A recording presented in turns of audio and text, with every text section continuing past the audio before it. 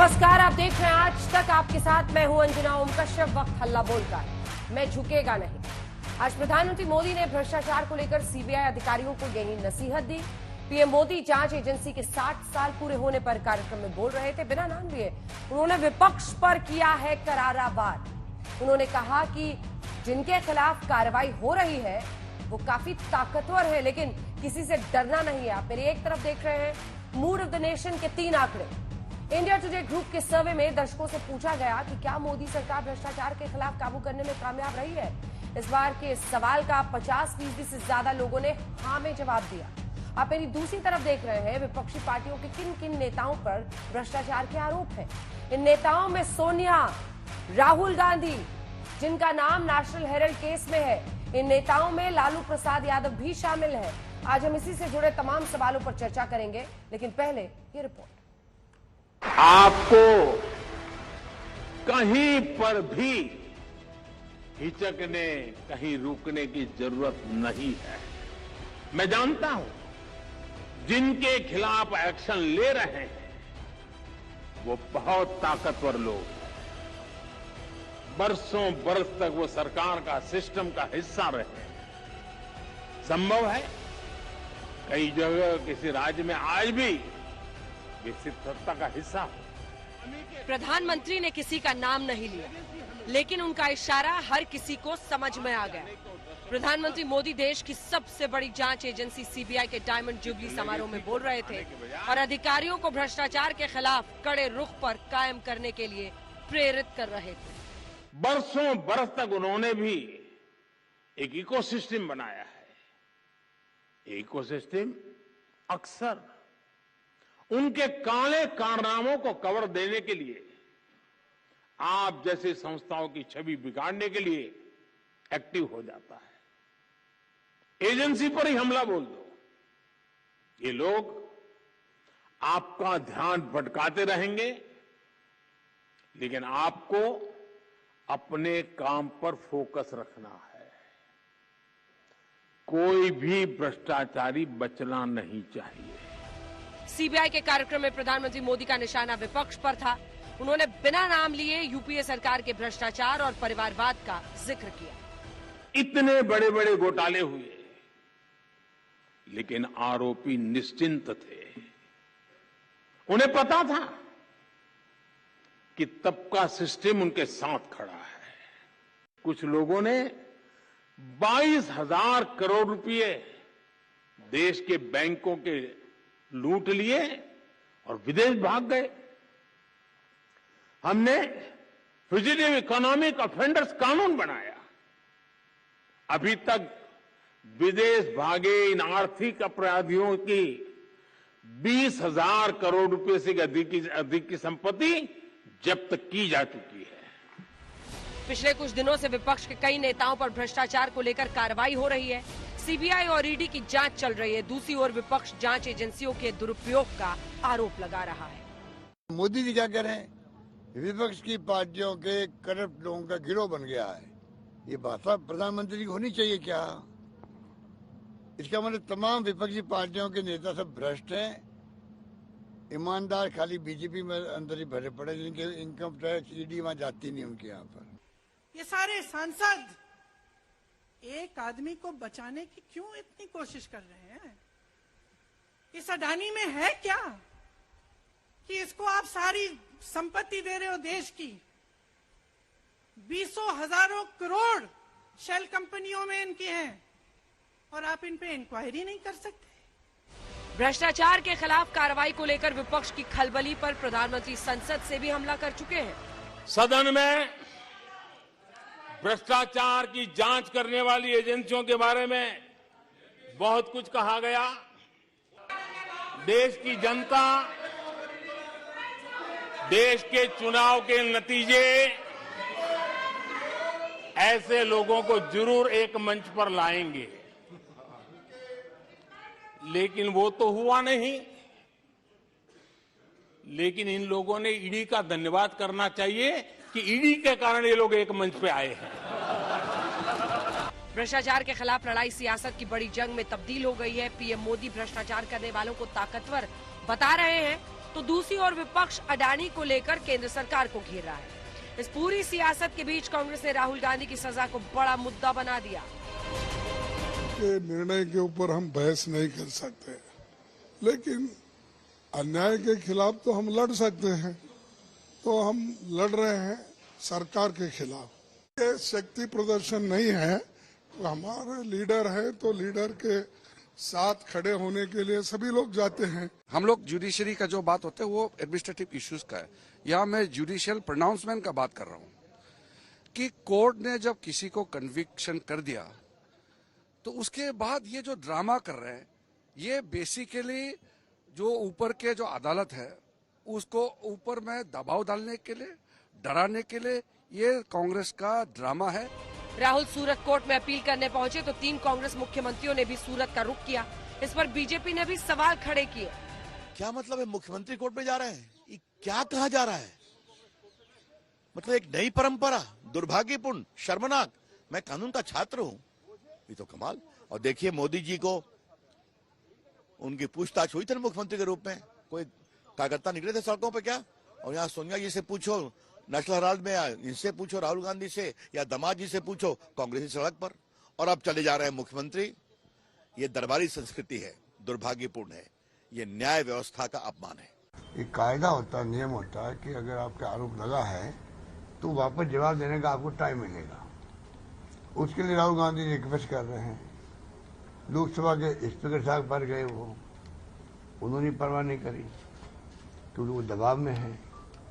सारी संस्था जो दबाव में है देश के अंदर, वहाँ कानून अपना काम करेगा। हम तो उनके साथ खड़े होने वाले लोग हैं। ये बताने जा रहे हैं कि साथ खड़ा होने में कोई हर्ज होता है?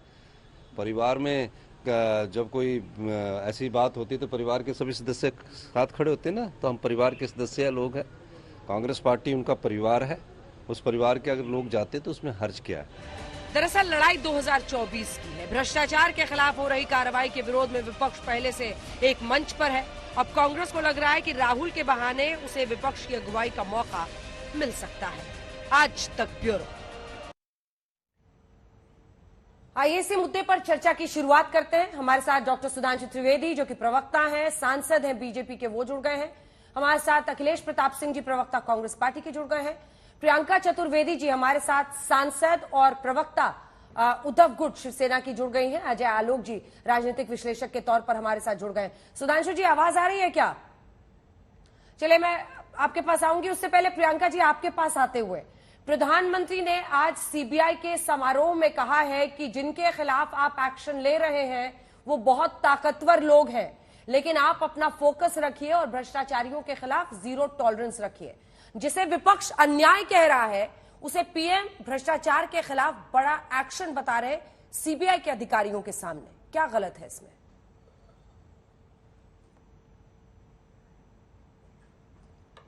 नहीं, कुछ गलत नहीं है। उन्होंने ये भी कहा कि सारे भ्रष्टाचारी ईडी के डर से सब एक मंच पे आ गए। सच्चाई है, वॉशिंग मशीन में, भारतीय जनता पार्टी की वॉशिंग मशीन में धुलकर सब उनके मंच पे बैठ गए हैं। उनके जो मंत्री हैं, उनके मुख्यमंत्री हैं, उनकी जो जो उन्हें सरकारें बनाई हैं दूसरी सरकारों को गिराकर, वहां पे सब वॉशिंग मशीन से नहाए हुए हैं। इस बात में भी सच्चाई है कि एनफोर्समेंट डायरेक्टर, जिसको मैं एक्सटेंडेड डिपार्टमेंट ऑफ बीजेपी कहती हूँ, उनके 330 ऐसे मामले हैं जो राजनीतिक लोगों पे हैं, जो राजनीतिक शख्सियत हैं, पर उसमें से 97% विपक्ष के लोग हैं। अब आप ये देखिए, राहुल गांधी जी को इतनी बार एनफोर्समेंट डायरेक्टरेट ने बुलाया, पर उनको कन्विक्ट किस पे किया? डेफेमेशन को लेकर जो गुजरात कर्नाटका में बोला था वो गुजरात में चलाकर एग्जैक्टली 2 इयर्स का क्वांटम दिया, जिससे वो डिस्क्वालीफाई हो गए। आप संजय राउत जी को देखिए, ईडी ने उनको हिरासत में लिया, पीएमएलए कोर्ट ने उनका क्या जवाब दिया? उन्होंने कहा इलीगल, अनकॉन्स्टिट्यूशनल और सिविल केस को क्रिमिनल करने की कोशिश, उनको डिफेम करने की कोशिश की गई ईडी की तरफ से, उनको खूब फटकार लगाई। तो ये बात तो सच्चाई है जो प्रधानमंत्री कह रहे हैं। सारा मंच जो है भारतीय जनता पार्टी के पास है। जो भी ईडी से धुलना चाहते हैं, सीबीआई से धुलना चाहते हैं, वो वहां पर हैं। और जहां जहां विपक्ष के जो लोग हैं जो लड़ाई लड़ना चाहते हैं, उनके ऊपर ईडी उतावली हो रही है। तो सीबीआई हो, ईडी हो, आईटी हो। आज सीबीआई से कोई पूछ रहा है, आज प्रधानमंत्री जी ने बहुत बड़ी बड़ी बात की कि बहुत महत्वपूर्ण लोगों के पास हो रहा है। तो सीबीआई ने एक इन्वेस्टिगेशन शुरू की थी महाराष्ट्र में सुशांत सिंह राजपूत की, जिसपे आपके बहुत चर्चा हुई थी, सारे चैनलों ने इस पर चर्चा की थी। उसकी फाइनल रिपोर्ट का क्या हुआ, क्लोजर रिपोर्ट का? तो ये जो इनके मापदंड है कि किस पे हो रही है, वो उस आधार पे हो रही है कि जो उनके खिलाफ बोलते हैं भारतीय जनता पार्टी के खिलाफ, उनके खिलाफ सीबीआई, ईडी, आईटी सब शामिल होकर उनके खिलाफ लड़ाई लड़ रहे हैं। ठीक है, सुधांशु जी हमारे साथ अब जुड़ गए हैं। सुधांशु जी जवाब दीजिए। वो कह रहे हैं कि केसेस आप खोल देते हैं विपक्ष के नेताओं के खिलाफ और फिर वो कन्विक्शन तक, यानी दोषी करार दिए जाने, सजा करार दिए जाने तक नहीं पहुंचते हैं। अगर हुआ भी राहुल गांधी को सजा, तो उनको सजा हुई है डेफेमेशन केस में, आपराधिक मानहानि के केस में। उनका ये कहना है कि सीबीआई की पीठ थपथपाने से कुछ नहीं होगा, सीबीआई आपके हाथ में कठपुतली है, ईडी एक्सटेंडेड आम कह रही है, वो डिपार्टमेंट कह रही है सरकार का। देखिए, जो कह रहे हैं केस खोल देते हैं, तो अंजना जी, मैं आपके द्वारा लाखों करोड़ों दर्शक जो देख रहे हैं उनसे पूछिए कि ये केस कब के खुले खुलाए हैं। ये जितने भी विपक्षी दल हैं, प्रियंका जी शिवसेना के साथ हैं, बताइए, शिवसेना से हम लोगों का 2014 तक तो बिल्कुल सीधा समन्वय रहा, 2019 तक रहे, पर 2014 तक के उस 24 साल में एक साल बताएं जब इन पार्टियों का कोई ना कोई नेता सीबीआई के चक्कर में ना पड़ा हो। मैं विनम्रता से पूछा चाहता हूं, कांग्रेस के नेता, दर्जन भर नेता कांग्रेस के मोदी जी की सरकार आने से पहले सीबीआई की जांच में कोर्ट कचहरी के चक्कर काट चुके, पीवी नरसिम्हा राव पूर्व प्रधानमंत्री के रूप में सजा याफ्ता हो चुके, दो पूर्व प्रधानमंत्री सजा पा चुके कोर्ट से, स्वर्गीय इंदिरा गांधी इलेक्शन में भ्रष्टाचार करने के आरोप में हाई कोर्ट से, और पूर्व प्रधानमंत्री स्वर्गीय पीवी नरसिम्हा राव।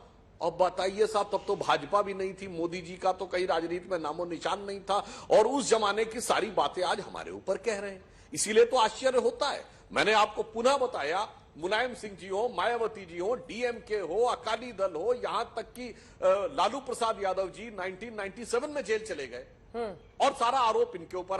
परंतु जो प्रधानमंत्री जी ने कहा बहुत गंभीर बात कही है, क्योंकि ये बहुत ताकतवर लोग हैं।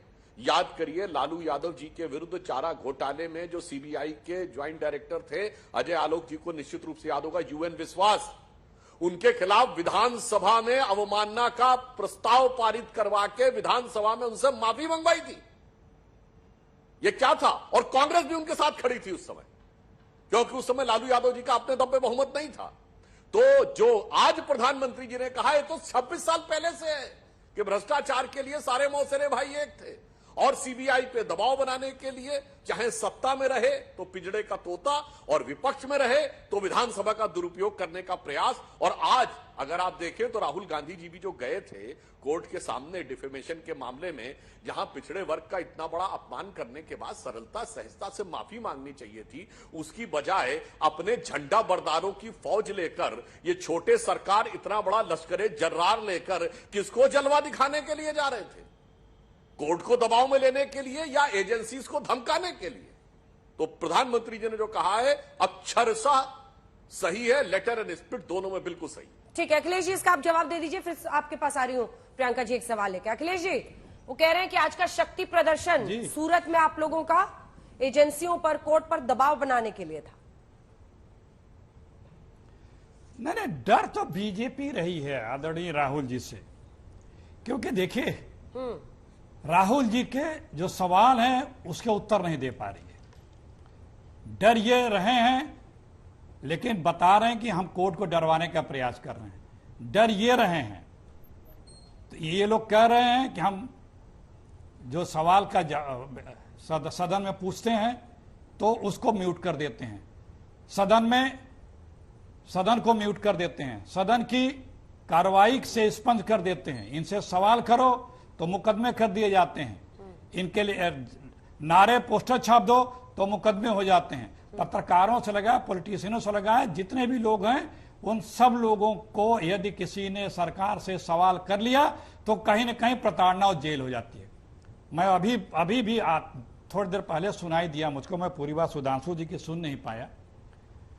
मैं आपको याद दिलाता हूं, यही इसी आदरणीय मोदी जी के कार्यकाल के सीबीआई की एक सीबीआई डायरेक्टर हुआ करते थे, रातों रात उनके घर पे छापा पड़ा, उनके कार्यालय पे छापा पड़ा, उनके कार्यालय को सील किया गया, उनके घर पे पहरा लगा दिया गया, जासूस लगा दिए गए, धर पकड़ पकड़ा पकड़ी सब कुछ हुआ, रातों रात वो हटाए गए।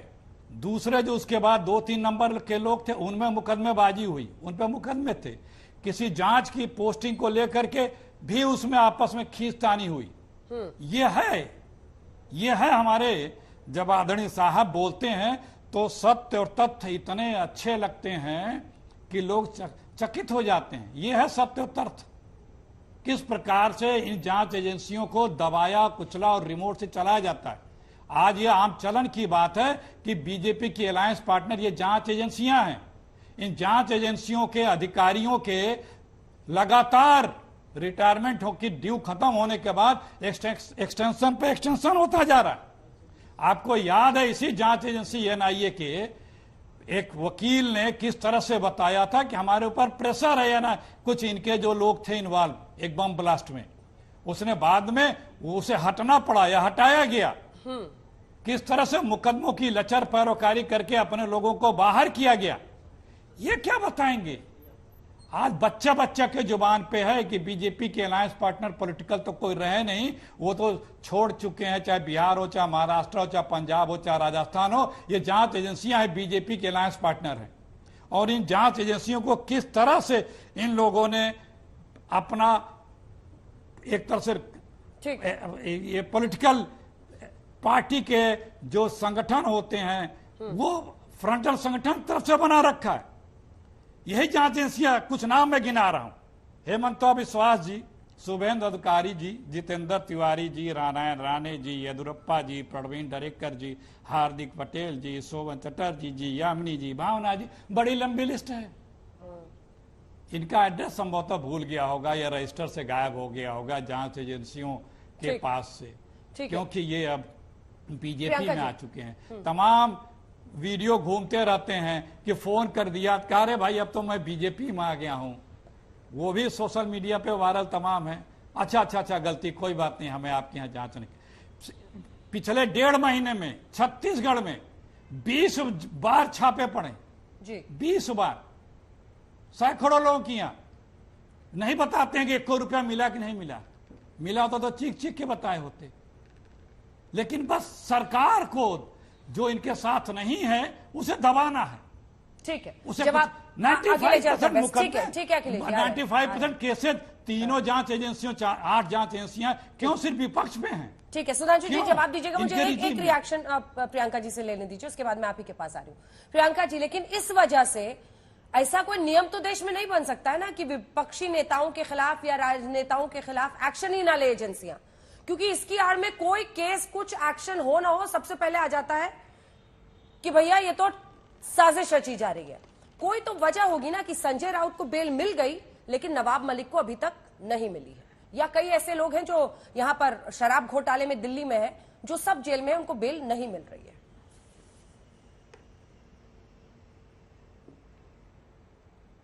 वो बेल इसलिए नहीं मिल रही है क्योंकि वो एज ऑफ नाउ उनके लिए एक आंख का वो बने हुए हैं, रोड़ा बने हुए हैं कि किसी भी तरीके से इनको रोका जाए।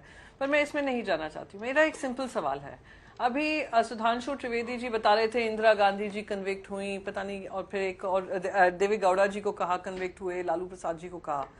2014 से पहले यही भारतीय जनता पार्टी थी जो चीख चीख कर कहती थी कि सीबीआई, ईडी केस पैरेट है और इन पे इन्वेस्टिगेशन होगा। पिछले 9 साल में, 8 साढ़े 9 साल में आप लोगों ने कौन सी एक ऐसी कार्रवाई है? आपने सोनिया गांधी जी को घेरा, आपने राहुल गांधी जी को घेरा, आपने बहुत सारे मंत्रियों को घेरा, आपने हर राजनीतिक पक्ष के सीनियर लीडर्स को घेरा। आप मुझे बताएं एक तथ्य और सत्य जो आप देश के सामने उजागर कर पाए। सच्चाई ये है कि ये सारे पॉलिटिकली मोटिवेटेड काम हो रहे हैं, और सच्चाई हकीकत ये भी है जो मैंने आपको बताया, 330 ऐसे पॉलिटिकल केसेस हैं जो पॉलिटिकल लीडरशिप पे हैं, उसमें से 97% ऑपोजिशन के हैं। Last but not the least यहाँ पे यही कहना चाहूंगी कि यहाँ पर जिस तरीके से विपक्ष के नेता जैसे हेमंत बिस्वा शर्मा, वो तो अभी डेफेमेशन का हवाला दे देंगे कि मुझ पे कभी कोई अटैक ही नहीं हुआ था। सच्चाई है, उनसे पूछिए कि क्या स्कैम का रोज बातचीत नहीं होती थी, रोज उनके बारे में बोला जाता था। वो वॉशिंग मशीन धुल गया, चीफ मिनिस्टर बने हुए हैं।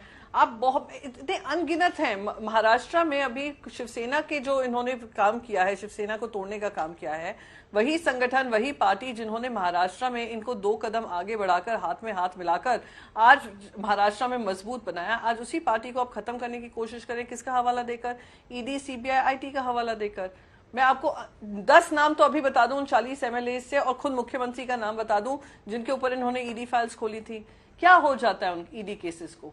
मैं पूछना चाहती हूँ बस एक ये, जो बीजेपी में चले जाते हैं वो ठंडे बक्से में चले जाते हैं, जो बीजेपी में जाने को तैयार नहीं है उनके ऊपर रोज आप कार्रवाई करते हैं, पर आपके पास क्योंकि तथ्य नहीं है, सत्य नहीं है, तो आप कोई एक ऐसा केस नहीं है जो लगाकर आप उनको जेल के अंदर कर देते हैं। तो 6-6, 7-7 महीने रख लीजिए, 1.5 साल रख लीजिए, 2 साल रख लीजिए, पर जब सत्य और तथ्य नहीं होगा तो उन लोगों को बेल मिलेगी, जैसे संजय राउत जी को मिली है। तो आप लोग अगर बार बार सवाल विपक्ष पे पूछा जाएगा, कोई सत्ता पक्ष से भी पूछे कि आज हमारी सारी इंस्टीट्यूशनल एजेंसीज जो हैं, डेमोक्रेसी के टूल्स का ही इस्तेमाल कर डेमोक्रेसी के इंस्टीट्यूशंस को अंडरमाइन किया जा रहा है, वो किसके कहने पर हो रहा है, क्यों हो रहा है? जो चीज उजाले की तरह सबके सामने है, उनसे कोई सवाल नहीं पूछा है। सवाल विपक्ष से ही पूछा जाता है कि आप क्यों संदेह कर रहे हैं। कोई ये तो पूछा मैं संदेह करने का वजह क्यों दे रहे हैं। 2014 से इनके वक्तव्य पढ़ लीजिए और 2014 के बाद इनके वक्तव्य पढ़ लीजिए, उसी में दूध का दूध पानी का पानी हो जाएगा। सुधांशु जी, जैसे ईडी सीबीआई की कार्रवाई शुरू होती है, लोग ये चर्चा शुरू कर देते हैं, अब इसके खिलाफ एक्शन हुआ, अब ये जेल जाएगा, अब जेल जाएगा, तब जाएगा। एक नैरेटिव जो 2024 के चुनावों के पहले है वो यही है कि आपकी सरकार सिर्फ विपक्षी नेता हो, और नंबर्स उसको ये करते हैं, सही साबित करते हैं। जैसा कि अखिलेश जी ने भी कहा, लगभग 95% मामले जो है, 95% केसेस ऑपोजिशन के नेताओं के खिलाफ है। इसके बाद आलोक जी आ रही हूं। देखिए, आपकी बात का भी जवाब देता हूं, प्रियंका जी की बात का भी, अखिलेश जी की बात का। आपने कहा 2024 का नैरेटिव, तो मैं अंजना जी याद दिलाना चाहता हूं 2014 का नैरेटिव क्या था? तभी तो यही भ्रष्टाचार था, और यही नेता और यही पार्टियां भ्रष्टाचार में डूबी हुई थी। बताइए, 2014 में भी तो यही नैरेटिव था, तब तो हमारी सरकार नहीं थी, ये तब भी उसमें डूबे हुए थे। याद करिए, मैं तो उसमें जाऊं, 1989 के चुनाव में भ्रष्टाचार मुद्दा था, वो फोर्स का, कब? हम लोगों के बचपन के जमाने में। और आज कहने का प्रयास करते हैं जैसे सब कुछ 2014 के बाद हो रहा, उससे पहले एकदम पाक साफ, एकदम उजले थे, जबकि तमाम लोग, मैंने कहा ना कि जेलों में आते जाते कोर्ट कचहरी के चक्कर काटते रहते थे। अब जो प्रियंका जी ने कहा, अपने पहले वाक्य में कहा कि वो लोग इसलिए बेल नहीं मिल रही है कि उनकी मार्ग का रोड़ा बने हुए हैं, और संजय राउत जी को बेल मिल गई, तो मतलब संजय राउत जी आपके हिसाब से हमारी मार्ग का रोड़ा नहीं है, या संजय राउत जी को बेल मिल गई तो न्यायपालिका बहुत अच्छे ढंग से काम कर रही है, वो सत्य की विजय है, और जिनको नहीं मिल पा रही है वो सरकार का पूर्वाग्रह है। इस ढंग का जब आप लोग दोहरा लॉजिक देने का प्रयास करते हैं तो देश की जनता को यह बात समझ में आती है। दूसरा, आपने कहा कि आपकी पार्टी को तोड़ने के लिए इसका प्रयास हुआ। अरे मान्यवर, आपकी पार्टी टूटी नहीं है, आपकी पार्टी थोड़ी सी बची है उधर, बाकी मेजॉरिटी पार्टी दूसरी तरफ चली गई। तो कहने का भाव तो आप शायद ये कह रहे हैं कि आपकी पार्टी में 90% लोग करप्ट थे क्या, जो दबाव में आ गए? ऐसा कैसे हो सकता है? ये तो वो पार्टी थी जिसका चिन्ह ही शेर था, और वो आप कह रहे हैं दबाव में आ गए, तो बात हजम नहीं होती। हकीकत कुछ और थी। हेमंता विश्व शर्मा जी के बारे में जो लोग बार बार कहते हैं, जिस वाटर घोटाले की बात करते हैं, इसको ये लोग कहते थे खुद घोटाला, कहते थे नहीं है, हम लोग मानते थे शक है। और भाजपा में आने के बाद भी हेमंता विश्व शर्मा कलकत्ता में सीबीआई के सामने अपीयर हो चुके हैं, उनको एक बार सम्मान किया जा चुका है। ऐसा नहीं है जो कहने का प्रयास कर रहे हैं। अब मैं अखिलेश जी की बात का जवाब देता हूं। अखिलेश जी कह रहे हैं सीबीआई के डायरेक्टर का उल्लेख। मान्यवर, सीबीआई के डायरेक्टर में तो नेता प्रतिपक्ष भी होता है पैनल में, तो जरा दिखाइए अपना नोट ऑफ डिसेंट का कागज, वो फाइल में कहीं खो गया है क्या? अरे जब जिस समय मिस्टर जोसेफ को विजिलेंस कमिश्नर नियुक्त होना था, सुषमा स्वराज जी ने वो पूछा, जो उनका नोट ऑफ डिसेंट था मीडिया में जारी कर दिया था फैक्ट के साथ कि इनके ऊपर ये आरोप था, ये फैक्ट है, चेक कर लीजिए। दिखाइए कहां है सीबीआई डायरेक्टर के अपॉइंट करने के समय आप लोगों ने फैक्ट के साथ अगर कुछ किया हो। फैक्ट न होने के कारण यह समस्या होती है। और आपने कहा एनआईए के एक वकील ने कहा था। अखिलेश जी, जरा वकील का नाम बताइए और फिर बताइए वकील ने कहा क्या था। आप लोग ऐसे एकदम हवा में आके कुछ भी बोल देते हैं। मैं विनम्रता से पूछता हूं, कौन वकील था और उसने क्या बोला? नहीं दे रहा है। ये इनसे पूछ लीजिए, अगर अखिलेश जी नाम बता दें, नहीं तो मैं पूरी बात पूरी कर लूं, फिर ये आगे बोलेंगे। यदि नाम नहीं पता तो कोई बड़ी बात नहीं, अक्सर आदमी को नाम नहीं पता होता है।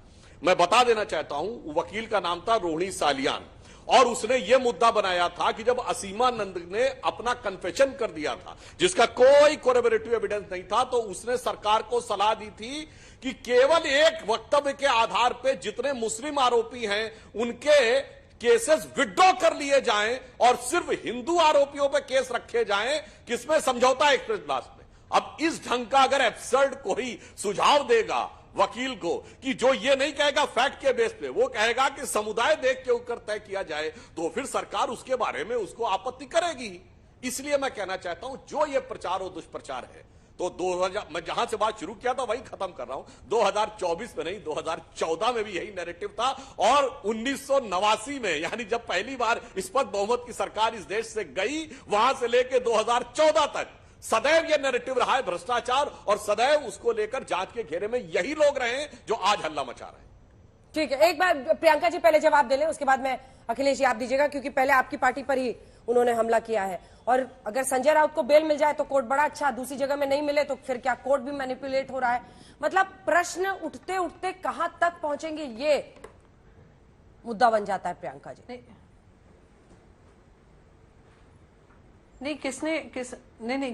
किसने कोर्ट पे सवाल निशान उठाए? रोज किरण रिजिजू जी हैं जो जजेस को एंटी नेशनल बोलते हैं, खुद देश के लॉ मिनिस्टर हैं जो कहते हैं जुडिशरी को अपने दायरे में रहना चाहिए, खुद देश के वाइस प्रेसिडेंट हैं जो रोज जुडिशरी पे उंगली उठा रहे हैं। आज खुद रिजिजू जी आकर कहकर आते हैं क्योंकि बहुत सारे कांग्रेस के लीडर्स वहां पर गए हैं, जुडिशरी पे दबाव लग जाएगा। क्या आप लोग बोलते हैं आप ही तानक आप ही पूरक? तो ये इन लोगों का जो ये आर्ग्यूमेंट हो गया है, हम तो कह रहे हैं जुडिशरी इंडिपेंडेंट होनी चाहिए, एनफोर्समेंट डायरेक्टरेट इंडिपेंडेंट होना चाहिए। सीबीआई का हवाला कौन देता था 2014 से पहले? कौन ये कहता था कि सीबीआई अंडरमाइन की जा रही है, सीबीआई को सरकार दबाव बना रही है? भारतीय जनता पार्टी ही करती थी। सिंपल सवाल है। और रही बात संजय राउत जी की, संजय राउत जी के केस में ना सत्य था ना तथ्य था, और जब जुडिशरी के सामने आया, पीएमएलए कोर्ट ने अपना जो बेल का वो था जजमेंट था उन्होंने दिया है, जिसका मैं आपको हवाला दे रही हूं। बाकी सब न्याय प्रणाली का इस्तेमाल कर कर, कानूनी प्रणाली का इस्तेमाल कर कर वो भी बेल पे बाहर निकलेंगे, 7 महीने हो, 1 साल हो, 1.5 साल हो, 2 साल हो। पर ये लोगों को चुप कराने का काम, विपक्ष को दबाने का काम, विपक्ष को ये घबराने का काम कि आप लोग बोलोगे तो हम ईडी भेज देंगे, आईटी भेज देंगे, सीबीआई भेज देंगे, वो एक पूरा देश का प्रोजेक्ट बन चुका है, वो जग जाहिर है, मुझे उसको प्रूव करने की जरूरत नहीं है। तो जहां तक लड़ाई की बात है, हम सब लड़ रहे हैं, और जो इनके साथ लड़ने के लिए काबिल नहीं है वो उस तरफ जा रहे हैं, वॉशिंग मशीन में धुलकर आ रहे हैं, और जो लड़ाई लड़ रहे हैं वो डटे हुए हैं, जेल के अंदर हो, जेल के बाहर हो। पर सब जानते हैं ये राजनीतिक ऑपोजिशन का काम है, राजनीतिक विपक्षी दलों को खत्म करने का काम है, जो भारतीय जनता पार्टी कर रही है। सुधांशु जी जवाब दीजिए। वो कह रही है कि नेताओं के पास 2 ही विकल्प है, या तो वो आपकी सरकार के खिलाफ बोलना बंद कर दें, अगर बोलेंगे तो उनके खिलाफ एजेंसियां कुछ ना कुछ ढूंढने में लग जाती हैं, लेकिन अगर आपके साथ हाथ में थाल मिला लिया फिर तो। मैं दोनों पॉइंट का एकदम टेक्निकल उत्तर देता हूं। आज तक एक नेता बताइए जो हमारी तरफ आया हो और उसका केस बंद हो गया हो, या क्लोजर लग गया हो, या केस विड्रॉ हो गया हो। मैं पहले भी कई बार बता चुका हूं, 2G घोटाले की रिपोर्ट जिन दलों ने सबमिट नहीं करने दी थी पीएसी में, उसमें डीएमके थी, सपा थी, बसपा थी। 1 सप्ताह के अंदर सीबीआई ने तीनों के केसेस डाइल्यूट करके क्लोजर रिपोर्ट लगा दी थी। उनके अगेंस्ट लोग कोर्ट भी गए थे। तो अभी पिछले महीने भी जजमेंट आया है कि 2013 की क्लोजर रिपोर्ट लग चुकी है, इसलिए वो केस नहीं चल सकता। यह होता है एजेंसी का दुरुपयोग कि जैसे ही तुमने मेरा काम किया, रिपोर्ट फाइल। अब दूसरा मैंने उदाहरण दिया, इवन यहां तक हेमंता विश्व शर्मा जी तो खुद सीबीआई के सामने आ चुके हैं, और उस चीज के लिए जिसको ये लोग घोटाला मानते ही नहीं। बड़ी मजेदार बात है। यानी आप कहेंगे कि उसमें कोई भ्रष्टाचार था ही नहीं, था तो आप लोगों ने क्या कार्रवाई की? और जैसे ही वो दूसरी तरफ चला गया, अरे जी ये भ्रष्टाचार था, तो पहले आप तय कर लीजिए वो घोटाला था या नहीं था। अब हम इसके ऊपर आते हैं जो इन्होंने बात कहने का प्रयास किया। मान्यवर, कौन किसको धमका रहा? आप लोग धमकाने से डरने की बात करते हैं। हमने तो बचपन में सुना था, जब सलमान रुश्दी वाला एपिसोड हुआ था, बाला साहब ठाकरे जी को धमकाने का प्रयास किया गया था। उस समय तो उनके पास कोई सरकारी सुरक्षा भी नहीं थी, इसके बावजूद वो किस स्वाभिमान और गौरव के साथ चल रहे थे। कौन धमका पा रहा था? शिवसेना जैसी पार्टी ये कहे कि वो धमकाए जाने से, यानी उनके बकौल धमकाए जाने से दबाव में आकर उनकी पार्टी टूट गई, तो मुझे लगता है कि यह हास्यास्पद नजर आता है। जो भी एजेंसियां हैं काम बिल्कुल ईमानदारी के साथ कर रही हैं, पूरी पारदर्शिता के साथ कर रही हैं। इसीलिए मैं पुनः इस बात को दोहरा रहा हूं। अंजना जी, 2014 से पहले इनमें से एक पार्टी बताइए जो ये कह सके कि मेरा कोई नेता कभी भ्रष्टाचार के आरोप में कोर्ट कचहरी के चक्कर में नहीं पड़ा था, कभी सीबीआई के द्वारा पूछताछ नहीं हुई थी, मेरे किसी नेता के बारे में कोर्ट ने कभी अगेंस्ट में जजमेंट नहीं दिया था। बता दे, एक पार्टी का नाम बता दे जो आज चिल्ला रहे हैं, तो मैं उस बारे में अपनी बात विड्रॉ करने को तैयार हूं।